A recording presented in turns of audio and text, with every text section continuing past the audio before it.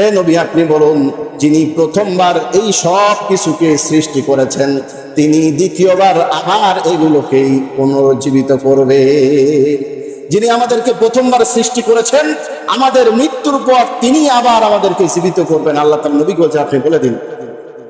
সুতরাং ভাই, আজকের কবর মাটি আমাদের কাছে নীরব মনে হয়, কিন্তু এই নীরব কবর একদিন খুলে যাবে। আল্লাহর আদেশে একদিন খুলে যাবে। সেদিন রাজা বাদশা, আমির ওমরা আলেম, ধনী গরিব সবাইকেই এক কাতারে আল্লাহর সামনে দাঁড়াইতে হবে।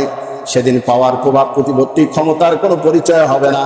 সেদিন মানুষের পরিচয় হবে আল্লাহ রাব্বুল আলামিনের সামনে।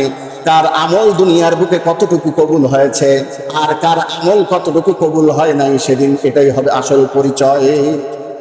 সুতরাং দুনিয়ার এই পিছনে না পড়ে আমাদেরকে কবরকেই আমাদের শেষ মঞ্জিল মনে না করে, কবর হলো আখিরাতের পৌঁছানোর প্রথম ধাপ হিসাবে কবরকে, মৃত্যুকে স্মরণ করে আখিরাতের জন্য নেক আমল করার দরকার আছে না নাই? আমাদেরকে এখনোই আমাদেরকে আখিরাতের মঞ্জিল কবরের জন্য আমাদেরকে আমল করতে হবে।